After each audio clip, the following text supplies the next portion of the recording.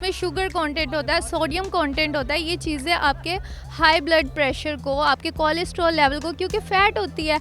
अब हम क्या करते हैं, हमें लगता है कि हमने ईद की है तो हमें फ्री में मीट मिल गया है। मीट से शुगर हाई होती है। एग्जैक्टली होती है, शुगर भी हाई होता है, आपका कोलेस्ट्रॉल भी हाई होता है। हार्ट पेशेंट्स के लिए भी बहुत बुरा है। आपने जब भी खाना है आपने इसको वेजिटेबल्स के साथ पेयर अप करना है। आपने सैलेड्स लेनी है इसके साथ, सैलेड्स के बगैर आपने इसको नहीं खाना।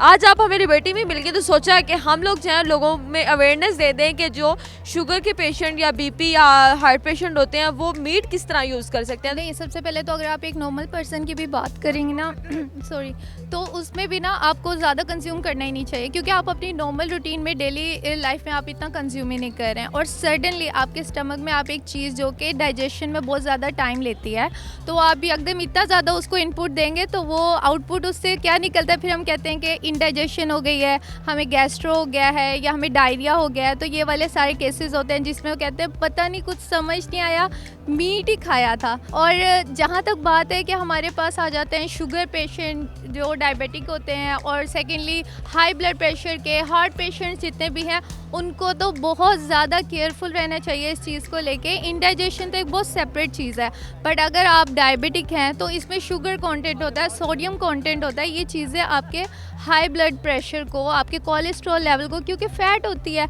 अब हम क्या करते हैं, हमें लगता है कि हमने ईद की है तो हमें फ्री में मीट मिल गया है। अच्छा डॉक्टर खुशबू, मुझे ये बताइएगा कि जो जिनको दिल का मसला होता है या बीपी का मसला होता है, शुगर का मसला होता है, वो कितनी मकदार में जो है वो गोश्त का इस्तेमाल कुर्बानी पर कर सकते हैं जिसकी वजह से उनकी सेहत ख़राब ना, क्योंकि नॉर्मल पर्सन की तो अक्सर हमने सेहत ख़राब होती हुई देखी है। बिल्कुल एग्जैक्टली और उनको बहुत ज़्यादा कॉन्शियस होना चाहिए अपनी डाइट को लेके। वो ये ना समझेंगे वो 2 दिन के लिए, 3 दिन के लिए अगर वो बदपरहेज़ी कर लेते हैं तो उसका कोई इफेक्ट नहीं होगा। देखें, एक ही लाइफ है, हम खाने के लिए जीने नहीं आए हैं, हम जीने के लिए खाते हैं। तो हमें बहुत लिमिटेड खाना चाहिए और उतना खाना चाहिए जितना आप नॉर्मल मिकदार में डेली लाइफ में आप खाते हैं। मीट से शुगर हाई होती है। एग्जैक्टली होती है, शुगर भी हाई होता है, आपका कोलेस्ट्रॉल भी हाई होता है। हार्ट पेशेंट्स के लिए भी बहुत बुरा है। आपने जब भी खाना है आपने इसको वेजिटेबल्स के साथ पेयर अप करना है। आपने सैलेड्स लेनी है इसके साथ, सैलेड्स के बगैर आपने इसको नहीं खाना। सेकेंडली आपने बॉडी को हाइड्रेटेड रखना है। देखें, आप समर्स भी हैं, बहुत ज़्यादा आप डिहाइड्रेटेड हो जाते हैं, जिसकी वजह से ना आपका जो ब्लड लेवल है ना उसके ऊपर भी इफेक्ट पड़ रहा होता है, ब्लड वॉल्यूम के ऊपर।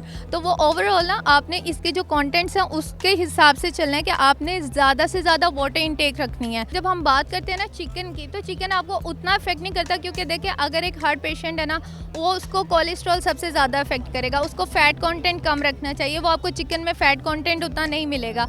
बीफ जो है ना, बीफ आपको सबसे ज़्यादा साइड इफ़ेक्ट्स देता है। और आपको सबसे बेहतरीन जो है आपके पास वो फ़िश है, आप फिश फूड खाएं, इस तरह के आइटम्स खाएं, वो आपके लिए बहुत अच्छे होते हैं। जी, हम आज हमारे साथ डॉक्टर खुशबू मौजूद थी जिन्होंने हमें बताया कि हम किस तरह अपने डाइट प्लान को जो है बिल्कुल ठीक तरीके से रख सकते हैं और किस तरह हम लोग जो है इसको मैनेज कर सकते हैं। आज का प्रोग्राम कैसा लगा लाजमी कमेंट सेक्शन में बताइएगा। इसी के साथ अपनी मेज़बान तैयबा मान को दी इजाज़त। अल्लाह हाफिज़।